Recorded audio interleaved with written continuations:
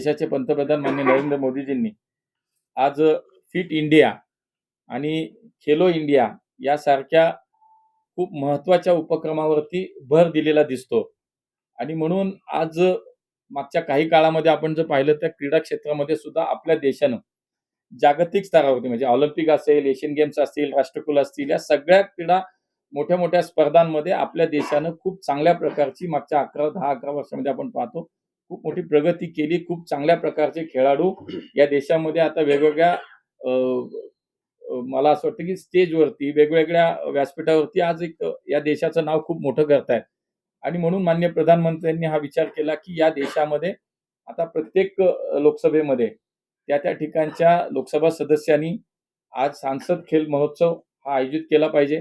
खरं तर जसं मनोज एरंडे सरांनी सांगितलं, की आम्ही तसं खूप आधीपासून या सगळ्या कार्यक्रमाची तयारी करतच होतो.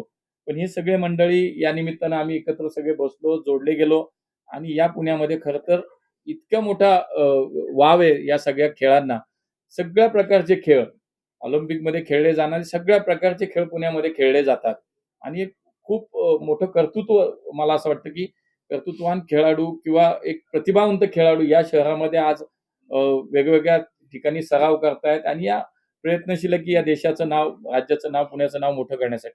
आणि म्हणून त्यांना एक चांगल्या प्रकारचं व्यासपीठ उपलब्ध व्हावं म्हणून आज माननीय मोदीजींनी जी काही कल्पना मांडली आहे, की आज फिट इंडियाच्या माध्यमातून आमचा देश हा अत्यंत बलवान झाला पाहिजे, सशक्त झाला पाहिजे आणि त्यासाठी खेळाची जोड दिली.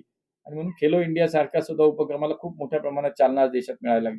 आणि म्हणून याच धर्तीवरती आज आम्ही पुण्याच्या या सगळ्या ह्याच्यामध्ये पुणे खासदार महोत्सव म्हणजेच सांसद खेल महोत्सवाचं आयोजन आम्ही नोव्हेंबरच्या दुसऱ्या आठवड्यामध्ये करतो. कारण आता पावसाचे दिवस आहेत. आज खरं तर राष्ट्रीय क्रीडा दिन आहे.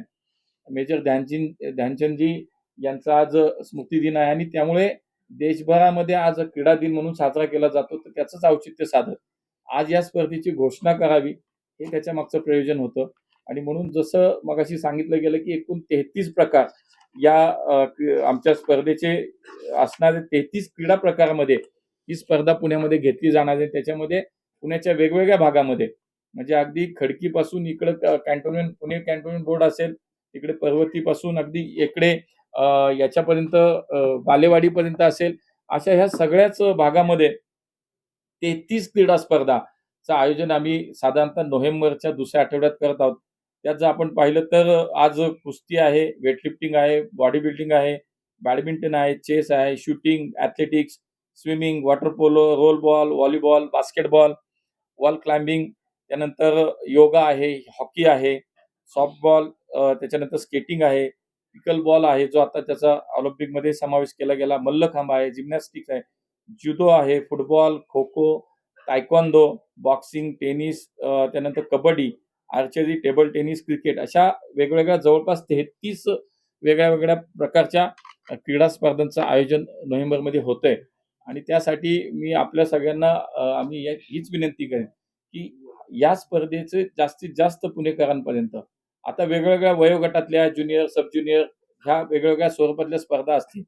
तर आत्ता तरी आमचं यावेळेस असं पहिलं वर्ष की जिल्हास्तरीय ह्या सगळ्या स्पर्धा करण्याचं प्रयोजन आहे. त्यामुळे जास्तीत जास्त स्पर्धक सहभागी होतील आणि स्थानिक खेळाडूंना त्याच्यामध्ये वाव मिळेल. त्यांना त्यांचं आज जे काही परफॉर्मन्स करायला संधी मिळेल, की जोपर्यंत जिल्हा स्तरावरची आपण स्पर्धा घेतल्या तर जास्तीत जास्त स्पर्धक सहभागी होतील.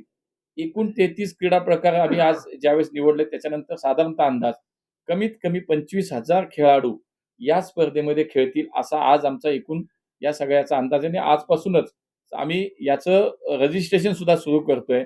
मागच्या आठवड्यात सगळ्या ज्या काही संघटना आहेत, ज्या क्रीडा संघटना आहेत सगळ्याच, त्या सगळ्या क्रीडा संघटनांचे जे प्रमुख पदाधिकारी ते आणि आम्ही सगळे एकत्र बसलो होतो आणि त्या सगळ्यांना सोबत घेऊनच ऑफिशियली या सगळ्या ह्याच्यातली एक चांगल्या प्रकारची स्पर्धा ही पुण्यामध्ये आता सुरू करतो आणि दरवर्षी होणारी स्पर्धा आहे. त्यातलं हे पहिलं वर्ष आहे.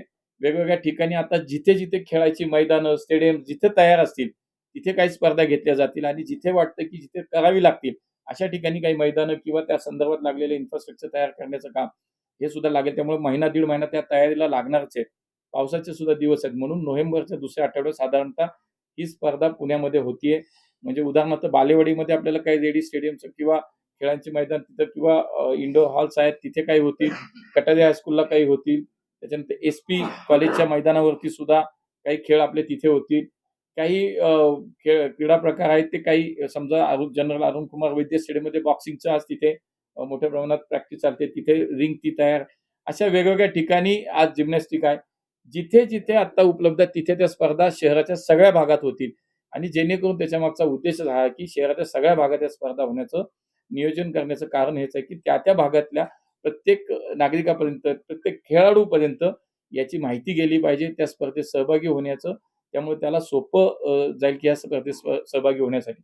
म्हणून आजच्या पत्रकार परिषदेचं आयोजन आम्ही ही स्पर्धा जाहीर करणं, या स्पर्धेचं नेमकं स्वरूप काय आहे ते जाहीर करणं आणि त्याच्यामध्ये किती खेळाडू साधारणतः सहभागी होतील, हा त्याच्यामागचा सगळा विषय आहे. याला केंद्र सरकार सुद्धा आपलं जे काही केंद्रीय क्रीडा मंत्रालय सुद्धा आहे, हे सुद्धा थेट याच्यामध्ये जोडलेलं आहे आणि त्यामुळे रेग्युलरली मॉनिटरिंग ते सुद्धा करणार आहे. त्यामुळे किती खेळाडू सहभागी होतात, काय होतायत याच्यावरती हे सुद्धा होणार आणि पुढच्या काळात जे प्रावीण्य मिळवलेले खेळाडू असतील पुढच्या काळात डिस्ट्रिक्ट लेव्हलला असतील, उद्या त्याची स्टेट लेव्हलला होईल.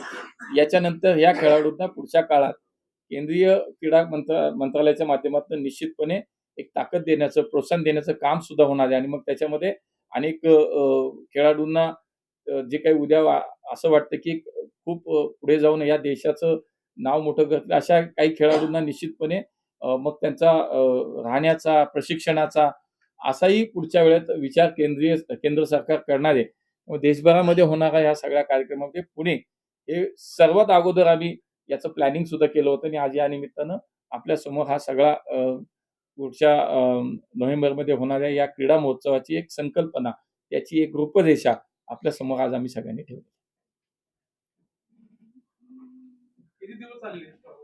साधारणतः इतके क्रीडा प्रकार पाहिल्यानंतर 15 दिवस तरी ही स्पर्धा चालेल. त्याचा विचार असा आहे, की त्याचं उद्घाटन आणि त्याचा समारोप हे दोन्ही मोठ्या स्केलवरती करायचं आमचं नियोजन नक्की आहे. नाही, आम्ही सगळ्यांनी मिळून एकमतानं हा निर्णय घेतला, की कुठल्याही क्रीडा प्रकारामध्ये जे काही खेळाडू सहभागी होईल, त्याला कुठल्याही प्रकारचं शुल्क आकारलं जाणार नाही. ज्या ठिकाणी या सगळ्या स्पर्धा होणार आहेत, तिथले जे ग्राउंडची आपण जर सिच्युएशन बघितली, तर मूलभूत सुविधा तिथल्या पण तिथल्या अनेक तक्रारी त्याचा आधी सॉल्व्ह नाही, मी जी तुम्हाला आता ठिकाणं सांगितली त्याच्या व्यतिरिक्त सुद्धा अनेक ठिकाणं असू शकणार आहेत. त्यामुळे त्या पद्धतीने ती डेव्हलप केली जातील, विकसित केली जातील. त्या ठिकाणी त्या खेळाला आवश्यक असलेल्या सगळ्या सुविधा निश्चितपणे उभ्या केल्या जातील. स्पर्धेमध्ये प्रवेश कोणते खेळाडू आणि कोण घेऊ शकतो? नाही, ही ओपन टू ऑल आहे. आज याच्यामध्ये आता त्या जिल्हा संघटना ज्या आहेत त्यांनी त्याचं नियोजन करावं. त्याच्यामध्ये ज्युनियर घ्यायची आहे, सब ज्युनियर घ्यायची आहे. पण आम्ही एक सगळ्यांनी मिळून ठरवलं, की आम्ही जिल्हास्तरीय घेणार आहोत. त्यामुळे कुठल्या कॅटेगरीच्या घ्यायच्या, कुठल्या वेट कॅटेगरीच्या घ्यायच्या हे त्या जिल्हा संघटनेने त्याचा एक रूपरेषा तयार करावी आणि मग आम्ही सगळे एकत्र मिळून त्याचं पुढचं प्लॅनिंग करतो. कशाची? नाव नोंदणी साधारणतः आम्ही आजपासून सुरू करतोय. जास्तीत जास्त जितका शेवटपर्यंत आम्हाला नोंदणी करता येईल तेवढी संधी आम्ही देणार. त्याचा आता ऑनलाईन आपण सुरू करतोय आज आणि त्यानंतर त्या ठिकाणी त्या संघटना त्या स्पर्धेच्या निमित्तानं त्यांच्या नोंदणी ते करतात. ते करतो. त्याचा आता हळूहळू आज फक्त ती या दिवशी जाहीर करणं, या दिवशी त्या स्पर्धेचं स्वरूप सगळ्यांना सांगणं हा त्याच्या मागचा आजचा उद्देश होता. नाही, आज पहिल्या वर्षीत आपण हे जिल्हास्तरीय म्हणतो हेच खेळाडू, कारण शेवटी सगळ्या अधिकृत संघटना ज्या आहेत त्याच्यात सहभागी होतात. त्यामुळे या खेळाडूंचा जे काही इथं येतील, ज्यांचे प्रथम क्रमांक, द्वितीय क्रमांक येतील, जे याच्यामध्ये प्रावीण्य मिळवतील त्यांची लिस्ट सुद्धा केंद्राकडे पण जाणार आहे. ती केंद्रीय क्रीडा मंत्रालयाकडे पण जाणार आहे. आता जिल्हा म्हटलाय. का तर जास्तीत जास्त सहभाग जर नोंदवायचा असेल तर तुम्हाला आता हाच प्रयत्न केला पाहिजे. ही त्याच्या मागची खरी भावना. आता ते प्रत्येक खेळाला वेगळा विषय आहे. तुम्हाला आता हॉकीला वेगळे, तुम्हाला सांघिकला वेगळे, वैयक्तिकला वेगळे, तर त्या संघटनेने ते ठरवावं.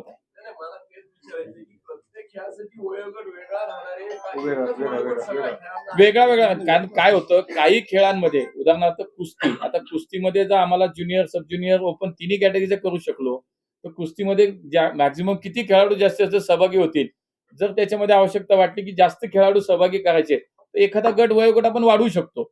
पण एखाद्या खेळामध्ये जर एकाच वयोगटात खूप खेळाडू येणार असतील तर आता ते सुद्धा सफिशियंट आहे. पण जास्तीत जास्त खेळाडू सहभागी होण्यासाठी अनेक वेगवेगळ्या प्रकारचे वयोगट त्याच्यात समावेश असेल. एकच वयोगट सगळ्यांना सारखा नसेल. नाव नोंदणी सुरू केली त्यामुळे म्हटलं की कुठल्या गटात कुठली संघटना नाव नोंदवणार ते आता सुरू करतोय आम्ही ते. काय लावले दिवस काय ठेवलं 1-2 दिवसात जाहीर होईल का? हा ते करतो आम्ही सगळं. आज त्याचं सविस्तर तुम्हाला त्याचं हे निवेदन आम्ही नंतर देऊच. टेनिस गेम मध्ये क्रिकेट आहे का? क्रिकेट पण आहे. आम्ही आहे का रोल? शेवटी क्रिकेटचं नाव आहे ऑनलाईन कुठलीही गेम नाहीये. बक्षीस काय असतं त्यांना? या सगळ्यांना रोख स्वरूपाची बक्षिसं असतील. सर्व जे काही गट आहेत सांघिक वेगळं राहील. वैयक्तिक जे खेळ असतील सर्वांना सर्वसमान प्रत्येक गटातल्या विजेत्यांना त्या त्या प्रकारची रोख बक्षीस असते. टोटल प्राइस म्हणजे अजून त्याच्यावरती आपण साधारणतः त्या दिवशी एक मला वाटतं 12 का काहीतरी 12 का 15 लाखापर्यंत आपण काहीतरी टोटल रोख बक्षिसाची साधारणतः अमाऊंट होईल. दरवर्षी होणार. दरवर्षी मग असं तर नाही ना की बाबा केंद्र सरकारच्या नाही. केंद्र सरकारच्या वैशिष्ट्यांची मागणी तरी नाही. म्हणजे मगाशी मनोज सरांनी जे सांगितलं आम्हाला आत्ता कार्यक्रम सगळ्यांना आलाय पण आम्ही गेले 6 महिने याच्या तयारीला लागलोय. आता असं म्हणणं होतं की 2036 आणि 2030 राष्ट्रकुल आणि ऑलिम्पिकच्या ज्या तयारीसाठी भारत लागलेला आहे त्याची मुहूर्तमेढ तर नाही. 100% याच्यातनं याच्यामध्ये केंद्र सरकार स्वतःहून केंद्र सरकारच इन्व्हॉल्व्ह झालंय. त्यांनीच हा एक चांगल्या प्रकारचा प्लॅन अगदी शेवटच्या गावापर्यंत सुद्धा म्हणजे हा शहर आहे आपला लोकसभा. पण जे ग्रामीण भागात जात समजा बारामती आहे, समजा उद्या शिरूर आहे, उद्या आणि कुठला मावळ आहे, त्या भागात आता जिथे आम्ही आहोत लोकसभा खासदार तिथे आम्ही जिथे आमचं महायुतीचा किंवा भाजपचा खासदार नाही त्यांनी राज्यसभेच्या एखाद्या खासदारांनी त्या लोकसभेत जाऊन तिथे स्पर्धा घ्यावी असं त्याचं नियोजन आहे. या स्पर्धेचं सगळ्यात महत्त्वाचं वैशिष्ट्य असं आहे की आपण पाहतो की नॅशनल लेवलचे जे प्लेयर आहेत नॅशनल त्यांना नॅशनल गेम्स इंटरनॅशनल स्पर्धा मिळतात. त्याच्याशिवाय खेलो इंडिया स्पर्धा त्या पण नॅशनल लेवलच्याच असतात. त्यांना तिथे संधी मिळते. परंतु ह्या स्पर्धेमध्ये ग्रासरूट लेवलची जी मुलं आहेत डिस्ट्रिक्ट लेवलला जे खेळतात त्यांना अशी संधी फार पहिल्यांदाच मिळते. आणि सर्वात जास्त अशी डिस्ट्रिक्ट लेवलची सर्वात मोठी स्पर्धा ही पुण्यात होतीये पहिली. नाही आणि कसं असणार आहे माहितीये का की आपण एकत्र सगळे स्पोर्ट्स घेतोय जनरली सरांना पण आहे. योगेश गोडके दोघेही. महाराष्ट्र ऑलिम्पिक असोसिएशनची पुढील 2 महिन्यात निवडणूक. तुम्ही महाराष्ट्र कुस्तीगीर परिषदेचे उपाध्यक्ष आहात. संघाच्या परिषद नाही. अन्न परिषद आहे का? नाही. थांबा ना आता तुम्ही अजित दादा पवार साहेबांचे 3 टर्म संपले. तुमचा काही विचार नाही. त्या अध्यक्षपदाच्या इलेक्शनला? मी स्वतः एक खेळाडू आहे. मी कुस्ती खेळलोय. मी राष्ट्रीय स्तरावरती कुस्ती खेळल्यामुळं मला ती आवड आहे. त्यामुळे तुम्ही महाराष्ट्र केसरीचं आयोजन पाहिलं असेल कदाचित की मला असं वाटतं की शेवटी सर्व खेळ हे त्याला कुठंतरी एक लोकप्रतिनिधी म्हणून एक सरकार म्हणून त्याला राजाश्रय म्हणून आपल्याला काय करता येईल याचाच माझा विचार चालू आहे. पुढचं माझ्या काही डोक्यात नाही. पण हे तुम्ही तिथं अध्यक्षपद स्वीकारल्यानंतर हे करू शकता ना, उलट चांगल्या पद्धतीने करू शकता. आता खासदार क्रीडा महोत्सव. धन्यवाद. मला असं वाटतं की माननीय देवेंद्रजी 2014 ते 19 या काळामध्ये सुद्धा राज्याचे मुख्यमंत्री होते आणि मराठा समाजाला आरक्षण देण्याची मागणी नवीन नाही. मी कालही सांगितलं की जवळपास 40-50 वर्षापासूनची ही मराठा समाजाला आरक्षण देण्याची मागणी आहे. पण देवेंद्रजी हे एकमेव मुख्यमंत्री आहेत की त्यांनी सर्वात प्रथम मराठा समाजाला आरक्षण दिलं. ते उच्च न्यायालयात टिकवलं. परंतु नंतर दुर्दैवानं या राज्यामध्ये महाविकास आघाडीचं सरकार आलं आणि त्यांनी ते सुप्रीम कोर्टामध्ये आरक्षण गमावलं. त्यानंतर पुन्हा एकदा राज्यामध्ये आज महायुतीचं सरकार आलंय. मी आपल्याला खात्रीपूर्वक सांगतो की याच्यामध्ये मराठा समाजाच्या सर्व मागण्यासहित ते आरक्षण देण्याचं काम फक्त हेच सरकार करू शकतं. आता याच्यामध्ये राजकारण काय आहे, राजकीय विषय काय आहेत, कोण काय करतंय, मला असं वाटतं की ते मी बोलण्या इतका मोठा नाही. पण मला एक नक्की कळतं की ज्या मागण्या मनोज जरांगे पाटलांनी या ठिकाणी ठेवल्या, त्यांनी ज्यासाठी आंदोलन चालू आहे, मला निश्चितपणे खात्री आहे, या राज्यातलं सरकार हे सक्षम आहे. हे माननीय मुख्यमंत्री देवेंद्रजी असतील, उपमुख्यमंत्री शिंदेसाहेब असतील, अजितदादा असतील, हे सरकार 100% मराठ्यांना आरक्षण देईल हा विश्वास आहे. बिहारमध्ये जे चाललेलं आहे, राहुल गांधी पहिले तूर तडाखची भाषा केली PM मध्ये आणि नंतर त्यांच्या मंचावरून ते आईवर शिवागाळ वगैरे झालाय. काय हे एवढं खालच्या स्तरावर जाऊन नाही, आता लोकं वैफल बसलेले आहेत. एकदा लक्षात आलं की या देशातील जनतेने आपल्याला नाकारलंय. आता वैफल्यग्रस्त झाल्यानंतर काँग्रेस पक्ष काय आणि काँग्रेस पक्षाचा नेता काय, याच्यापेक्षा वेगळी अपेक्षा आपण त्यांच्याकडनं काय करू शकतो. त्यामुळे या देशातील जनता ते पाहते, हे सगळं काय वागतायत, यांचं काय वागणं. आज बघा, संसदेचं जवळपास 5 आठवड्याचं अधिवेशन या मंडळींनी चालू दिलं नाही. देशातील जनतेने यांना, यांच्या खासदारांना, यांच्या पक्षाला जबाबदार विरोधी पक्ष म्हणून सुद्धा तुमच्याकडनं अपेक्षा आहेत की या देशाचं संसदेचं कामकाज चाललं पाहिजे. त्या ठिकाणी नागरिकांचे प्रश्न, नागरिकांच्या विषयावरती धोरणात्मक निर्णय होतात, देश चालवला जातो. अशा ठिकाणी कामकाजही चालू द्यायचं नाही, हे सगळे लोक बघतायत. आणि मग रस्त्यावरती उतरायचं आणि उगाच लोकशाही टिकवा, लोकशाही वाचवा नावाचं कुठंतरी एक खोटं नॅरेटिव्ह सेट करायचा प्रयत्न करायचा. मी तर म्हणेन की फेक नॅरेटिव्हची फॅक्टरी चालवण्याचं काम राहुल गांधी आणि त्यांचे सगळे बगलबच्चे करतायत. पण जनता ही सुज्ञ आहे. मागच्या सगळ्या निवडणुका बघा, त्यांना कुठेही त्यांनी थारा दिला नाही. पुढच्या निवडणुकीत नामोनिशाणे मिटून जाईल. ओबीसीतून आरक्षण देणं मान्य आहे का? नाही, मी तुम्हाला सांगतो की ह्याच्यातनं योग्य जो मार्ग आहे, ओबीसी असेल, मराठा समाज असेल, या दोन्ही समाजाचा विचार करताना दोघांनाही समान पद्धतीने न्याय देण्याचं काम या राज्यातलं सरकार करेल. धन्यवाद.